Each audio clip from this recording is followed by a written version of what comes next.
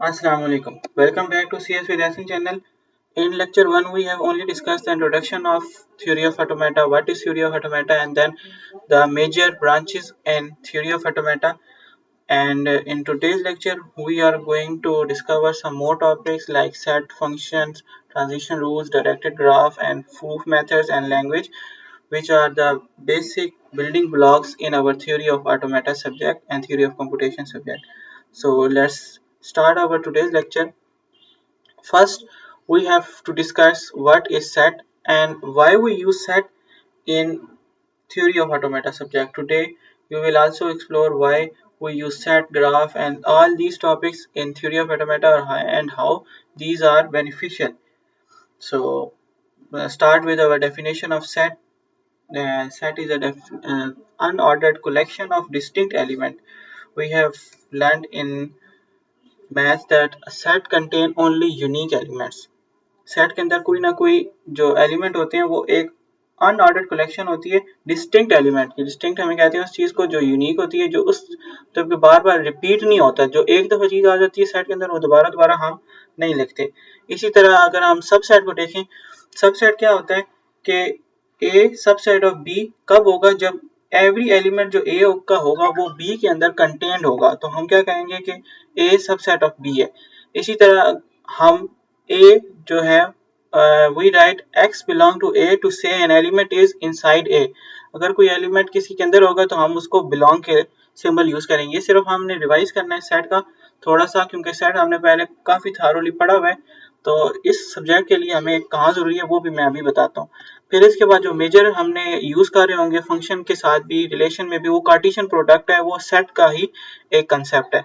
Cartesian product हमारे पास क्या है कि टू कंसेप्ट्स जो हमारे मेजर हैं उनमें से एक कार्टेशियन प्रोडक्ट है और सेकंड हमारे पास पावर सेट है। तो इसको आप लोगों ने बिल्कुल गौर से समझना है। तो कार्टेशियन प्रोडक्ट क्या है, जब ए को हम बी से मल्टीप्लाई करेंगे तो एक ऑर्डर्ड पेयर जो है वो जनरेट होगा। दोनों के जो एलिमेंट्स होंगे ए एंड बी के, तो एवरी स्टेट जो ट्रांजिशन होगी हमारी मशीन के अंदर वो क्या करेगी, वो इन पेयर्स को रीड करेगी। जैसे कि करंट स्टेट कौन सी है, इनकमिंग लेटर्स कौन से हैं, और जो हम इसके लिए फंक्शन लगा रहे होंगे वो एक्स क्यू इनटू समीशन। तो ये हमारा जो डोमेन का हमारा एक रिलेशन होगा जो कार्टेशियन प्रोडक्ट से आएगा, वो हमारे पास यहाँ मेंशन्ड है। फिर इसके बाद अगर हम सेकंड कंसेप्ट की तरफ जाएं तो वो है पावर सेट का कंसेप्ट। पावर सेट हमारे पास कौन सा सेट होता है कि अगर एक हमारे पास सेट है ए, एग्जांपल के तौर पे हम ए को लेके चलें, तो ए के अंदर टू स्टेट्स हैं Q0 एंड Q1। तो वो क्या कंटेन करेगा, वो ऑल पॉसिबल सबसेट जो होंगे पावर सेट वो उसके बताएगा, इंक्लूडिंग एम्प्टी सेट Q0, फिर Q1, फिर Q0 एंड Q1। जो कि हर किस्म के पेयर जितने एलिमेंट होंगे उनको हम जब 2 की पावर में रखेंगे तो उससे हमारे पास सबसेट जनरेट होके आएंगे। जिस तरह के यहाँ पर एग्जांपल में आपको सामने नजर आ रहा है, पावर सेट के नीचे P इंटू ए, यानी कि एक पावर सेट है, उसके पावर सेट हमने किसके लेना है, ए सेट का लेना है। जब ए सेट का लेना है तो ए सेट के जितने एलिमेंट है उनको 2 की पावर में जब रखेंगे तो हमारे पास पॉसिबल सबसेट की जो है नंबर ऑफ काउंटिंग वो हमारे पास आ जाएगी। ये हमने बाद में नॉन डिटरमिनिस्टिक ऑटोमेटा के अंदर अपना डिस्कस करना है, तो इसलिए इसको आप समझना बहुत जरूरी है। और इसी से हम सारी ट्रैक करेंगे पॉसिबिलिटीज यूजिंग पावर सेट। ये हमारा थ्योरी ऑफ ऑटोमेटा में इसका यूज है, जिसे हमने बाद में ट्रैक करनी होंगी अपनी स्टेट्स को। फिर अगर नेक्स्ट हम देखें फंक्शन एंड रिलेशन का टॉपिक है। फंक्शन एंड रिलेशन जो है वो एक मेजर कंसेप्ट है। सबसे पहले हम रिलेशन देखते हैं, फंक्शन उसी से हम डिड्यूस करके निकाल लेंगे तो वो आपको समझने में आसानी हो जाएगी। तो रिलेशन क्या होता है, वो सब सेट है जो कार्टेशियन प्रोडक्ट है उसका। एक रिलेशन जो होता है वो कहाँ से आता है, हमारे पास सेट से आता है। सेट्स में जब हमारा रिलेशन जो होगा वो सब सेट होगा कार्टेशियन प्रोडक्ट का, तो उसको हम क्या कहेंगे, रिलेशन। ये कोई भी सबसेट, एक सबसेट हो सकता है, जो हमने कार्टेशियन प्रोडक्ट निकाली है उसका कोई भी एक सबसेट लेंगे तो वो क्या हो जाएगा, हमारे पास एक रिलेशन आ जाएगा। काफी ज्यादा पॉसिबल रिलेशन हमारे पास बन सकते हैं सेट्स को आपस में कार्टेशियन प्रोडक्ट करने से। फिर इसी तरह अगर हम इक्विवेलेंस रिलेशन की बात करें, इक्विवेलेंस रिलेशन भी हमारे पास हमने लीनियर अलजेब्रा में पढ़ा हुआ है और काफी ज्यादा दफा इसको यूज किया हुआ अपनी मैथ के अंदर। तो जो इक्विवेलेंस रिलेशन होते हैं उसकी डेफिनेशन क्या होती है कि जब कोई relation reflexive property, symmetric property and transitive property को होल्ड करता है तो उस रिलेशन को हम इक्विवेलेंस रिलेशन कहते हैं। इसी तरह थ्योरी ऑफ ऑटोमेटा के अंदर इक्विवेलेंस रिलेशन जो है वो अलाउ करते हैं हमें कि हम जो बिल्कुल अनलाइक स्ट्रिंग्स हैं उनको एक टुगेदर करने के लिए, उनको एक साथ मर्ज करने के लिए ये एक प्रूफ टेक्निक है स्टेट मशीन के अंदर, और इसको हम मिनिमाइज भी कर सकते हैं। अब अगर हम फंक्शन की तरफ जाएं, रिलेशन का तो हमें समझ आ गया ये क्या होता है। कार्टेशियन प्रोडक्ट से जो हमारे पास रिलेशन मतलब कि वो हमारे पास डिड्यूस होते हैं वो सारे हमारे पास रिलेशन होते हैं। फंक्शन क्या होता है, फंक्शन डेफिनेशन हमने पढ़ी हुई है कि फंक्शन f इंटू ए और सामने एक हमारे पास एरो होता है और वो बी की तरफ जा रहा होता है। ये हमने फंक्शन की डेफिनेशन बहुत दफा पढ़ी हुई है। इसका क्या मतलब होता है कि हमारा जो ए है वो क्या हो रहा है, वो असाइन करता है input exactly one output of B. जब भी कोई फंक्शन हमारे पास सामने आएगा तो हमने उसकी चेक करने के लिए कि वो फंक्शन है या नहीं, हमने ये चेक करना है कि जो इनपुट है वो एग्जैक्टली वन आउटपुट पे मैप हो भी रही है कि या नहीं। अब इसके अंदर डिटर्मिनिस्टिक फाइनाइट ऑटोमेटा के अंदर जो हमारी ट्रांजिशन होंगी उसको हमने टोटल फंक्शन के साथ देखना होगा, और किसी भी स्टेट को हमने जब देखना होगा तो हमें उसके अल्फाबेट्स को, सिंबल्स को आपस में मल्टीप्लाई करके और आपस में उनका रिलेशन निकाल के फिर उसके फंक्शन को चेक करना होगा। ये एक वन डिटर्मिनिस्टिक जो डेस्टिनेशन स्टेट होगी उस पे जाने के लिए करना होगा। यहाँ फाइनल स्टेट पढ़ेंगे कि हमारे पास फाइनल स्टेट क्या होती है, जब जो हमारे पास एक्सेप्टेंस स्टेट होती है उसको हम फाइनल स्टेट लेते हैं। इसी तरह जो अगर हम देखें नॉन डिटर्मिनिस्टिक ऑटोमेट जो मशीन है उसके अंदर जब पावर सेट से हम मैप करेंगे तो उसके अंदर 0 भी आएंगे, 1 भी होगा और मल्टीपल ब्रांचिंग पाथ्स भी होंगे। अब पाथ्स और वो चीजें हम नेक्स्ट में देखेंगे। ग्राफ, ये ग्राफ है, इसके बाद इसमें पाथ एंड साइकिल है, तो इसको हम देखते हैं कि हमारे पास ग्राफ यहाँ पर क्यों। ग्राफ हमने ग्राफ एंड ग्राफ थ्योरी हमने कंप्लीट डिस्क्रीट के अंदर सब्जेक्ट में टॉपिक्स और चैप्टर्स कंप्लीट किए हैं। तो ग्राफ की डेफिनेशन हमारे पास क्या आती है कि जो ग्राफ है वो डायरेक्टेड एंड अनडायरेक्टेड दोनों होते हैं। जिसमें डायरेक्शन गिवन होती है वो डायरेक्टेड ग्राफ होते हैं, एरो हेडेड हमारे पास होते हैं। दूसरे अनडायरेक्टेड ग्राफ भी हमारे पास मौजूद हैं। तो जो डायरेक्टेड ग्राफ होता है उसकी क्या डेफिनेशन है, G is equal to V, यानी कि V से वर्टिसेस एंड E से एजेस।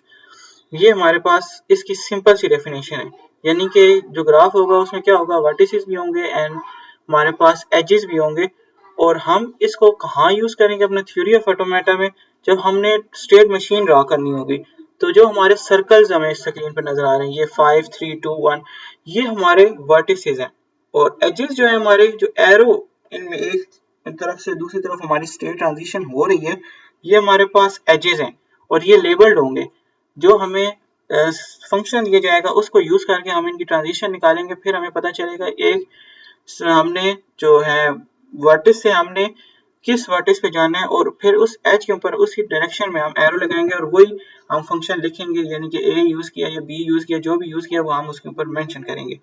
फिर डबल सर्कल जो हम यूज करेंगे इसमें अंदर अपने मशीन बनाने के अंदर, वो एक्सेप्टेंस टेस्ट होगी, यानी कि वो फंक्शन हमारा रिक्वायर्ड होगा। अगर उस पर हमारा ऑटोमेटा एंड हो रहा है तो इसका मतलब हम लोग ने सही अपना क्वेश्चन सॉल्व किया, यानी कि वो जो मशीन है वो एक्सेप्टिंग मशीन है। लेकिन अगर वो उस तक नहीं पहुंचा तो वो मशीन हमारे, वो जो हमारे फंक्शन दिए गए वो एक्सेप्टिंग फंक्शन नहीं है। इसी तरह ही हम या साइकिल और पाथ का भी यूज करते हैं। साइकिल क्या होती है कि एक अगर आप एक जगह से लूप करके दूसरी जगह पे, यानी कि एक स्टेट से आप बैक पे उसी स्टेट में वापस आते हैं, तो ये फाइनल स्टेट तक हमें ले जाता है। योर मशीन प्रोसेसिंग स्ट्रिंग्स को भी प्रोसेस करती है, आर्बिट्री लेंथ को भी, और इनफाइनाइट लैंग्वेज के अंदर। जब हम किसी भी साइकिल को यूज करते हैं तो मशीन क्या करती है, accept strictly finite list of word, यानी कि हमें साइकिल यूज करना बहुत ही ज्यादा इंपॉर्टेंट है। एक जो हमारा पाथ होता है, उस जो पाथ होता है वो हमारा क्या होता है, वो हमारा स्ट्रिंग को एक्सेप्टेंस बताता है, उसकी स्ट्रिंग की डिटरमाइन करता है। लेकिन जो साइकिल होता है वो बार बार उस स्टेट पे हमें लूप कराता रहता है। जिस तरह हम बी ए वाली अगर हम एग्जांपल छोटी सी ले लें, तो बी के ऊपर अगर हम लूप लगा देंगे और अगर हमारा एक इसी तरह का लास्ट स्टेट है, हमने बार बार उस पर आना है, लेकिन हमारा फंक्शन कहता है कि उस पर लूप करना है। अब हमें नेक्स्ट ट्रांजिशन बनाने की जरूरत नहीं है। अगर वो लूप हमारा चलता रहेगा तो वो वापस उसी फाइनल स्टेट पे, एक्सेप्टेंस स्टेट पे ही आएगा। तो ये हमारे पास क्या हो जाएगा, ये हमारा लूप हो जाएगा। अगर हम लूप नहीं यूज करेंगे तो हमारे लिए इनफाइनाइट स्टेट बनाना जो है वो बहुत ही डिफिकल्ट टास्क हो जाएगा। इसी तरह अगर हम प्रूफ टेक्निक्स पे आए तो हमारे पास दो किस्म की मेजर प्रूफ टेक्निक्स हैं जिनको हम यूज करते हैं, क्योंकि सिर्फ और सिर्फ हमारे कंप्यूटर साइंस के अंदर ये नहीं है कि कोड है, हमारे पास स्ट्रेटजीज भी हैं जिनसे हम जो अपना एग्जीक्यूशन है उसको इजी बनाते हैं। सबसे पहली जो है इंडक्टिव स्टेट। इंडक्टिव स्टेट जो है वो हमें प्रूफ करने में आसानी करती है कि हम पहले बेस केस लेते हैं 0 या 1, उसके लिए प्रूफ करते हैं, फिर एक आर्बिट्री सा के लेंथ का कोई भी एक ले लेते हैं और उसके लिए अपना जो क्वेश्चन होता है उसको प्रूफ करते हैं। अगर वो उसके लिए प्रूफ हो जाता है तो फिर हम लेंथ k+1 के लिए करते हैं। तो ये हमारा जो प्रूफ है इसको हम अपना इसको हम इंडक्शन कहते हैं। ये हमारा इंडक्टिव स्टेप होता है, यानी कि एक हम बेस केस लेके उस पर फिर हम अपना लॉजिक बना के k+1 तक जाते हैं। अब कंट्राडिक्शन वाला कौन सा है कि हमें नहीं पता होता कि हमारा जो फंक्शन है वो यानी कि वो जो ट्रू भी है कि या नहीं, तो हम क्या करते हैं उसके ऑपोजिट लेके चलते हैं। हम ऑपोजिट के लिए उसको सॉल्व करते हैं, तब तक सॉल्व करते हैं जब तक वो खुद ही गलत नहीं हो जाता। फिर हम उससे इंड्यूस कर लेते हैं कि नहीं ये इस तरह नहीं है, इसको हमने इस तरह सॉल्व करना है। ये हमारा कहाँ यूज होगा? ये सबसे ज्यादा जो इम्पोर्टेंट प्रूफ है वो कंट्राडिक्शन वाला ही है और इसको हमने हार्टिंग प्रॉब्लम्स के अंदर आगे यूज करना है। इस प्रूफ के अंदर ये होगा कि हम एक कोई डीएफए लेंगे, हम फॉलो करेंगे लॉजिकल रूल्स जब तक हमारा ये प्रूफ ना हो जाए कि ये कंट्राडिक्शन है, यानी कि ये हम जो प्रूफ कर रहे हैं वो गलत है, तो हम इसकी कंट्राडिक्शन प्रूफ करेंगे। तो ओरिजिनल जो हमारी अजम्पशन थी वो इम्पॉसिबल थी। तो ये हमारा कौन सा प्रूफ हो जाएगा? कंट्राडिक्शन वाला। नेक्स्ट अगर हम लास्ट अपने की तरफ जाए एंड करने की तरफ, तो यहाँ पर हमारे पास अल्फाबेट्स, स्ट्रिंग्स एंड ऑपरेशंस हैं। अल्फाबेट्स और स्ट्रिंग्स का मैंने कल भी डिस्कस किया था लास्ट स्लाइड में भी। तो अल्फाबेट्स जो है हमारे वो अल्फाबेट जो है वो 0 या 1 है अल्फाबेट। स्ट्रिंग क्या है? वो मिक्सचर ऑफ अल्फाबेट्स ही हैं। फिर उसी के बाद अगर हम स्ट्रिंग लेंथ देखें, स्ट्रिंग लेंथ के लिए हम फंक्शन यूज करते हैं, जिस तरह ये यहाँ पर टोटल सिंबल्स इन W यूज हुआ है, 2 लाइन लगा के उन्होंने दरम्यान में 0 1 1 0 लिखा है और आखिर में 4, यानी कि इसके अंदर कितनी स्ट्रिंग की लेंथ है? स्ट्रिंग की लेंथ है 4। हम एम्प्टी स्ट्रिंग अगर देखना चाहें तो एम्प्टी स्ट्रिंग की लेंथ कितनी होगी? एम्प्टी स्ट्रिंग की लेंथ 0 होगी। इसी तरह स्ट्रिंग ऑपरेशन हमने कौन से यूज करने हैं? Concatenation, reversal and power of string. Concatenation के अंदर क्या होगा? हमने उनको आपस में मल्टीप्लाई करना होगा। रिवर्सल के अंदर हम उनको ऑपोजिट कर देना होगा और पावर स्ट्रिंग के अंदर हमने उसको रिपीट करना होगा। पावर स्ट्रिंग जो है वो यहाँ पर इंपॉर्टेंट है, जैसे कि 0 1 हमारे पास है, इसका हम अगर पावर लें तो इसका अगर हम क्यूब लें तो हमारे पास क्या आएगा? 0 1 का क्यूब 0 1 0 1 0 1, ये 3 टाइम आ जाएगा। लेकिन अगर हम इसी को 0 1 की पावर 0 ले लेते हैं तो ये क्या हो जाएगा? ये एप्सिलॉन आ जाएगा हमारे पास। नेक्स्ट अगर हम इसको देखें तो यहाँ पर 2 केलिन स्टार एंड पॉजिटिव क्लोजर, ये सबसे ज्यादा इंपॉर्टेंट इन स्लाइड के अंदर है। इसको जरा समझना आपने जरूर है कि ये क्या है। तो जो केलिन स्टार है हमारे पास वो इनफाइनाइट सेट ऑफ स्ट्रिंग है इंक्लूडिंग एम्प्टी स्ट्रिंग है। इसके अंदर हमारे पास 0 आता है, केलिन स्टार के अंदर हम 0 यूज करेंगे।